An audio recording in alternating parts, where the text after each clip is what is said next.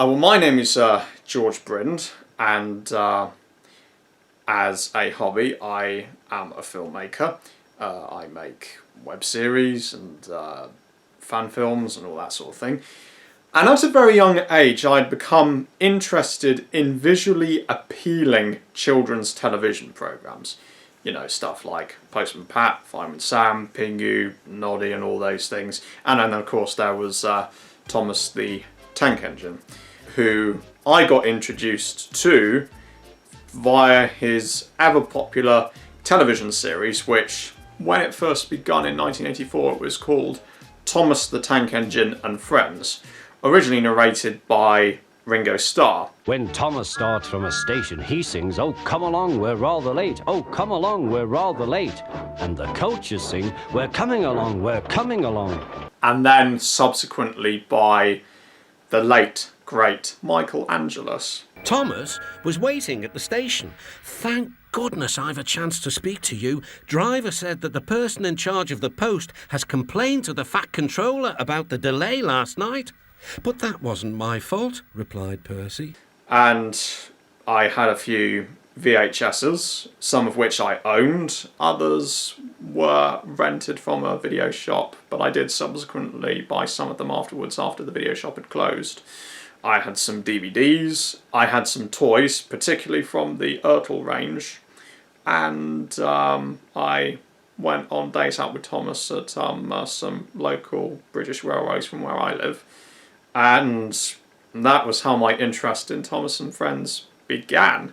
I was mostly interested in the television series in my earlier days. It wouldn't be until much later on that I had become interested in the Railway series. The first book I ever read in the Railway series, written by his reverence Wilbert Awdry, and then much later on his son Christopher, was Henry the Green Engine. I remember going to my secondary school library and I saw a book that included that book and two other volumes from the Railway series, and from there that's when my real interest in the Railway series took off. With my increasing interest in the Railway series in mind, the thing that I find interesting about the TV show, as much as they originally adapted from the stories that were written by His Reverence Wilbert Awdry and his son Christopher, they didn't adapt all. The production team of the Thomas and Friends TV show didn't adapt all of their stories.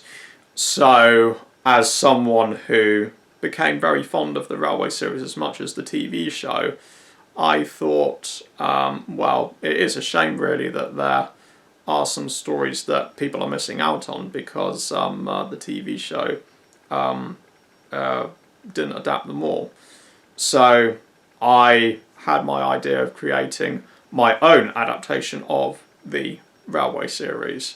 Initially, I had considered the idea possibly of having a sort of like railway guard character called Mr. Fredrickson, who, of course, is based on Mr. Conductor from the early 90s American spin-off of Thomas and Friends that had live action as well as clips from the TV show called Shining Time Station. And, of course, Mr. Conductor also appeared in the 2000 feature film Thomas and the Magic Railroad, which, again, was also partly live action. Mr. Fredrickson would be doing his jobs maybe on the railway, maybe in his own home and whatever, but obviously that would require going out on location to the nearest steam railway from where I live. So basically in the end I decided to do something much more simpler than that. I decided that to make what I eventually called Sodor Railway Tales as something pretty similar to the 1994 direct-to-video adaptation of the Gumdrop books by Val Biro about the lovable vintage car himself, narrated by none other than Nigel Planer. Mr. Josiah Oldcastle had a blue vintage car called Gumdrop. He would have loved to enter Gumdrop in a race, but it was too slow. "We can still watch the vintage car race," he said. They had set off for the racetrack and stopped in a peaceful meadow for a picnic. How pleasant, thought Mr. Oldcastle, and he settled back to enjoy the hot sun.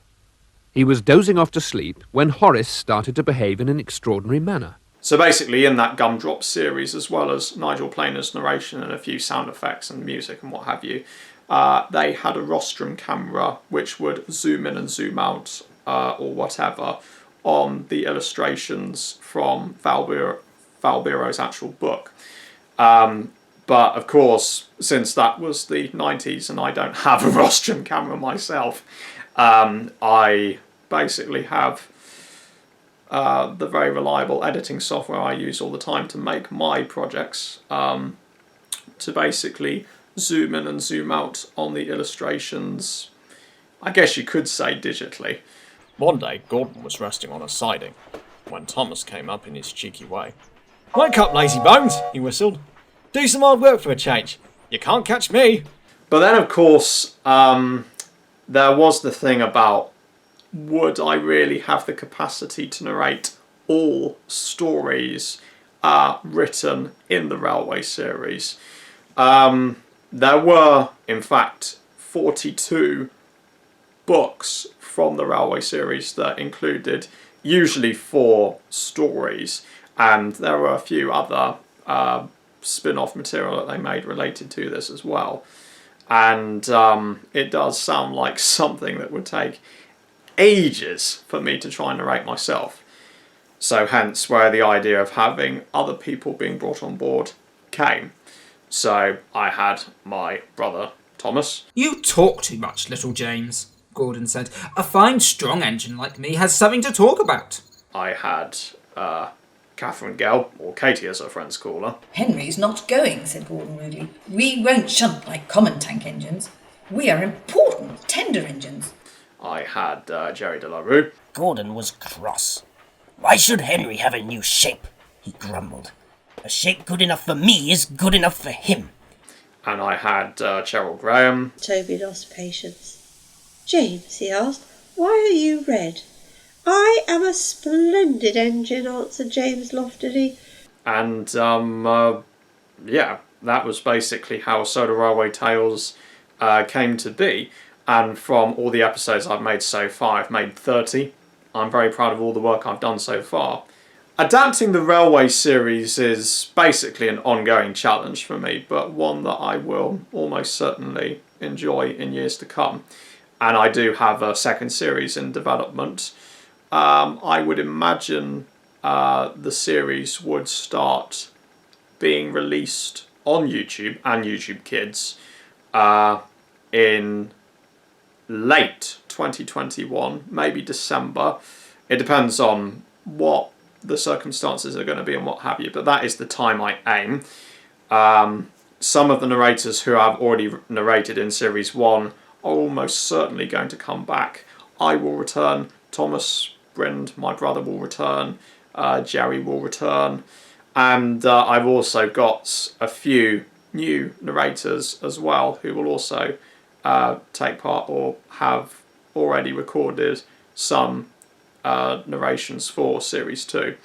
My friend of many years, Thomas Puddock, has already recorded something for the second series, and he is almost certainly looking forward to finally hearing and seeing the final result when Season 2 begins broadcasting. My mum has recorded something as well, and I also have another individual called Jen Griffin. So there's a lot to look forward to. Like I said, I'm very proud with all the episodes I've done so far, and please do enjoy the episodes that I've made so far. If you would like to visit the Sodor Railway Tales website, then go to tngcompany.wixsite.com/Sodor Railway Tales. If the link is too difficult to find, then there is a little video that I have made that tells you about the website, and you can just click the link in the description below. So yeah, it is a real privilege, I must say, for me to be adapting a book series that many children and adults have come back to decades upon decades and done it in a way that really appeals to them. So yeah, I'm very grateful to it.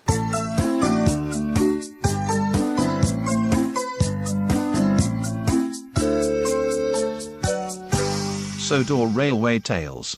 Available on YouTube and YouTube Kids now.